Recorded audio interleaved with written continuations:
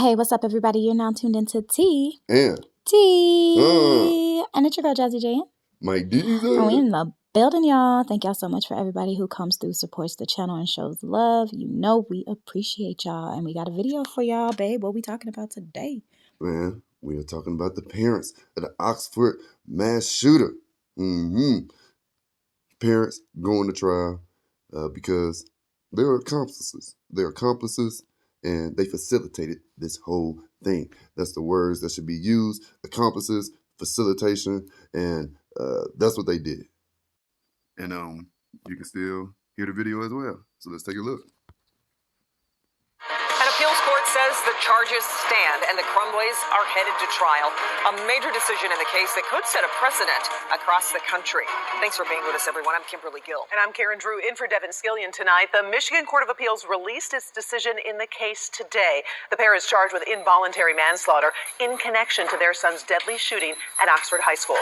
The panel says there is enough evidence that the tragedy was foreseeable. Sean Lay, live on the story for us tonight. And Sean, take us through this decision. Yeah, go get the parents. The decision, 17 pages long. We've been going through it line by line, and it really boils down to this from the Court of Appeals. They are pointing to the meeting at the school the day of the shooting.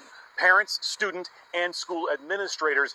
The judges are saying, Karen and Kimberly, that the parents never mentioned at that meeting their son's mental health status, never mentioned that they bought a gun for him, never checked the backpack. They say to the parents it was foreseeable what could happen next. In this bombshell ruling, the Michigan Court of Appeals ruling that, yes, there is enough evidence to send the parents of the Oxford High School shooter to trial on charges of involuntary manslaughter. The three-judge panel listed off the staggering number of red flags waved at Jennifer and James Crumbley by their own son in the months, days, and hours leading up to the school's shooting.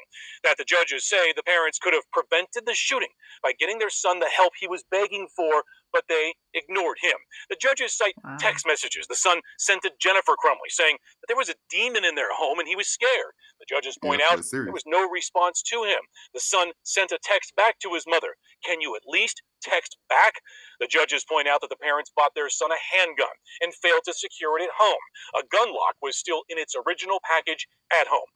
Prior to the ruling, this hearing at the Court of Appeals where judges asked the Crumbleys' attorneys and prosecutors key questions about the case. What do you fault the parents for most? Not opening the backpack, not taking him home from school, something else? Judge Christopher Murray writing in today's ruling that the Crumbleys' son, quote, would not have been able to shoot and kill 4 students but for defendant's decision to purchase their mentally disturbed son a handgun, their failure to properly secure the gun, and most importantly, their refusal to remove him from school when he made overt threats to hurt other people. All facts.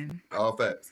Man, family, you know, I believe there are no perfect parents. I know there's a lot of parents that make mistakes, but this right here is just blatant. Man. This right here is just, I literally don't care what happens to my child or anybody else. What do to anybody else? That's just this sad. Dude said he hears demons and he's scared.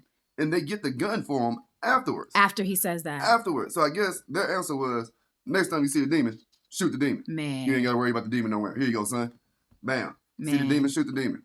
You won't have no more problems, right? Now leave me alone. Stop texting my damn phone. Man. You know what I'm saying? That's what type of parents these are. Yeah. What the hell is going on? Their son was actively begging for help, telling them this is going on, that's going on. And from what we know, he didn't even ask for the gun. They just voluntarily just handed him a gun.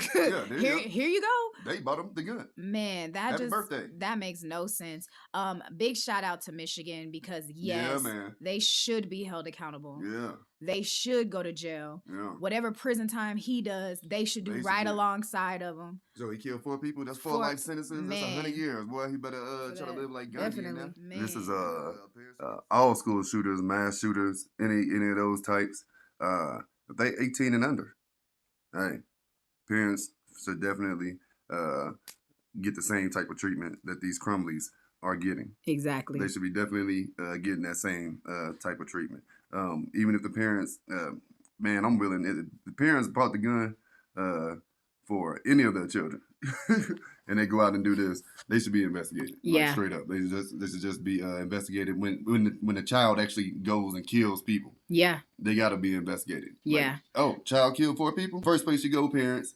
Where you get the gun from? What's going on with them? What you been doing about it? Exactly. I honestly think there's a law that if somebody steals your gun and goes and kills somebody, you could be held responsible for that. Yeah. Or if you let somebody borrow a gun and they go kill somebody, you could be held responsible. So this is the same thing, if not worse. Yeah. So it's worse. 100%. We're gonna finish. Let y'all see the rest of the video real quick. So we're gonna let this play. Be looking at this if their child commits a crime. And he was saying this is such a unique case. It's really unclear what's going to happen going forward here. And he expects the case here now to go to the Supreme Court after the Court of Appeals has ruled. Karen, Kimberly, back to you.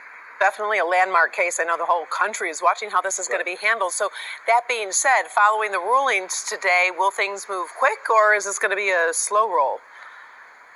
Yeah, quick right now because we just checked with Oakland County Courts. A status hearing has already been set up for May 25th, so that's not too long from now for the parents. That's when prosecutors and the defense attorneys and judge may try to set up a trial date. But again, Supreme Court ruling or asking the Supreme Court about this is likely next. Yeah, so you see what it is. They'll go all the way to the Supreme Court with this thing, man. The parents do not want to take responsibility for the actions of their child, even though they knew he was seeing demons when really he was a demon. He was hearing himself. It was in his head. And they bought him a gun to do what with? Yeah, that's what it is, man. That's what it is. So this is great. Hope this happens to every mass shooter in these type of cases. And hey, let's see what happens, fam. That's what's up. All right. Thank y'all so much for tuning in to T. And T. And we out, y'all. Peace. Much love, family.